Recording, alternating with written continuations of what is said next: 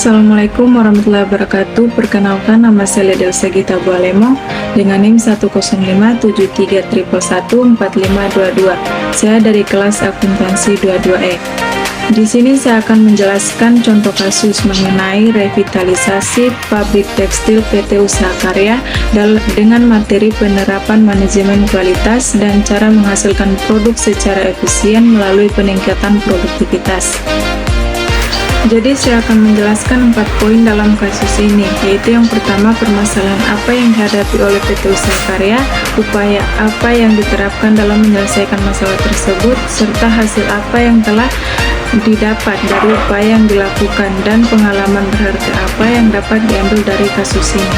Sebelum masuk ke contoh kasusnya, saya akan menjelaskan terlebih dahulu apa itu penerapan manajemen kualitas dan peningkatan produktivitas.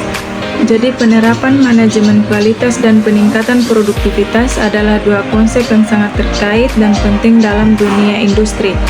Penerapan manajemen kualitas dan peningkatan produktivitas bertujuan untuk memastikan bahwa produk yang dihasilkan sesuai dengan standar kualitas yang diinginkan dan dilakukan dengan cara yang efisien, mengurangi pemborosan, dan memaksimalkan hasil.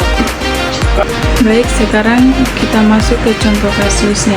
PT Usaha Karya merupakan industri pengolahan yang mengubah serat menjadi benang atau kain. PT Usaha Karya adalah perusahaan keluarga yang telah beroperasi selama puluhan tahun. Dulu, mereka merupakan pemimpin pasar di industri tekstil lokal. Namun dalam beberapa tahun terakhir, perusahaan telah mengalami penurunan kinerja yang signifikan.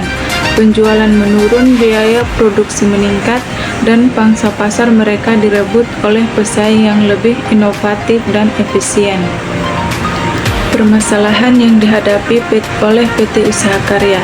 Yang pertama, kualitas produk yang menurun. Keluhan pelanggan tentang kualitas produk Usaha Karya semakin meningkat karena kain mereka seringkali tidak tahan lama, warnanya juga cepat pudar, dan ukurannya tidak konsisten, sehingga hal inilah yang menyebabkan kepercayaan pelanggan menurun dan berdampak pada penjualan. Yang kedua, inefisiensi produksi. Proses produksi di pabrik Usaha Karya tergolong kuno dan tidak efisien. Mesin-mesin yang digunakan sudah usang dan sering mengalami kerusakan. Tata letak pabrik juga tidak optimal, sehingga menghambat alur produksi. Akibatnya biaya produksi meningkat dan waktu produksi menjadi lebih lama. Yang ketiga, kurangnya inovasi.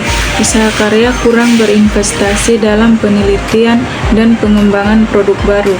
Mereka masih mengandalkan desain dan jenis kain yang sama, seperti puluhan tahun lalu. Sementara itu, pesaing mereka terus berinovasi menciptakan produk-produk baru yang lebih menarik dan sesuai dengan tren pasar. Yang keempat, manajemen yang kurang efektif. Struktur organisasi Usaha Karya terlalu kaku dan birokratis. Pengambilan keputusan seringkali lambat dan tidak responsif terhadap perubahan pasar. Selain itu, komunikasi antar departemen juga kurang baik, sehingga sering terjadi miskomunikasi dan kesalahan dalam proses produksi. Upaya dalam menyelesaikan permasalahan. Manajemen Usaha Karya menyadari bahwa mereka perlu melakukan perubahan mendasar untuk menyelamatkan perusahaan. Mereka kemudian mengambil beberapa langkah, yaitu yang pertama, menerapkan manajemen kualitas total atau TQM. Usaha Karya mengadopsi pendekatan TQM untuk meningkatkan kualitas produk mereka secara keseluruhan. Mereka membentuk tim kualitas yang terdiri dari perwakilan dari berbagai departemen. Tim ini bertugas mengidentifikasi masalah kualitas, mencari akar penyebabnya, dan merumuskan solusi perbaikan. Mereka juga melatih seluruh karyawan tentang pentingnya kualitas dan cara meningkatkan kualitas produk dalam pekerjaan sehari-hari. Yang kedua, modernisasi proses produksi. Usaha Karya mulai berinvestasi dalam modernisasi mesin-mesin produksi mereka. Mereka membeli mesin-mesin baru yang lebih canggih dan efisien. Selain itu, mereka juga menata ulang tata letak pabrik untuk mengoptimalkan alur produksi. Dengan modernisasi ini, mereka berharap dapat meningkatkan efisiensi produksi, mengurangi biaya produksi, dan meningkatkan kualitas produk. Yang ketiga, mendorong inovasi produk. Usaha karya membentuk tim penelitian dan pengembangan, yaitu tim R&Q, yang bertugas menciptakan produk-produk baru yang lebih inovatif dan sesuai dengan tren pasar. Tim R&Q melakukan riset tentang tren mode, jenis kain baru, dan teknologi produksi terbaru. Mereka juga menjalin kerjasama dengan desainer-desainer muda untuk menciptakan desain-desain yang menarik. Yang keempat, merestrukturisasi organisasi. Usaha karya melakukan restrukturisasi organisasi untuk menciptakan struktur yang lebih fleksibel dan responsif. Mereka mengurangi birokrasi dan memberdayakan karyawan untuk mengambil keputusan di tingkat yang lebih rendah. Mereka juga meningkatkan komunikasi antar departemen dengan sistem informasi yang terintegrasi. Selanjutnya, hasil dari upaya menyelesaikan permasalahan. Setelah beberapa waktu, upaya yang dilakukan oleh usaha karya mulai membuahkan hasil. Yang pertama, kualitas produk meningkat. Keluhan pelanggan tentang kualitas produk usaha karya menurun. Produk mereka sekarang lebih tahan lama, warnanya tidak mudah pudar, dan ukurannya lebih konsisten. Hal ini meningkatkan kepercayaan pelanggan dan berdampak positif pada penjualan.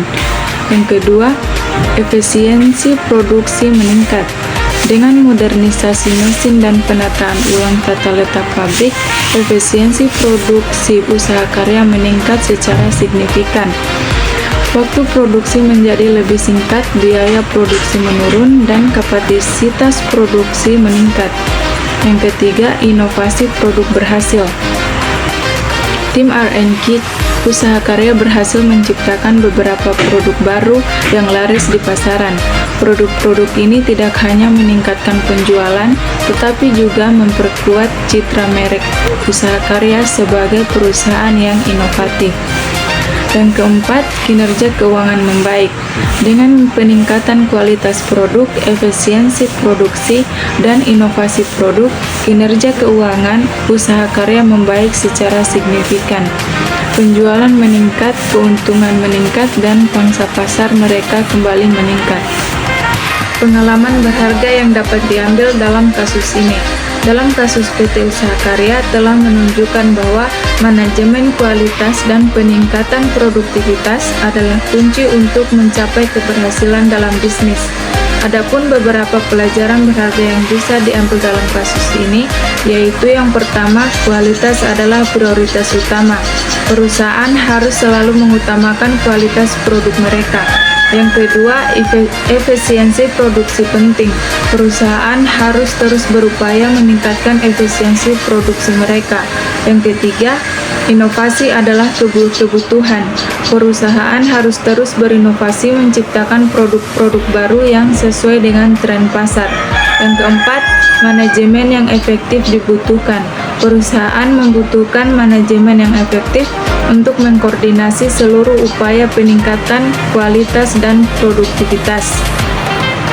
Baik, itulah tadi contoh kasus mengenai revitalisasi pabrik tekstil PT Usaha Karya. Jadi kesimpulan dalam kasus ini yaitu penerapan manajemen kualitas dan peningkatan produktivitas adalah proses yang berkelanjutan. Jadi, perusahaan harus terus berupaya meningkatkan kualitas produk mereka dan efisiensi produk mereka untuk mencapai keberhasilan jangka panjang. Kasus PT Usaha Karya merupakan contoh sukses dari perusahaan yang berhasil melakukan transformasi melalui penerapan manajemen kualitas dan peningkatan produktivitas.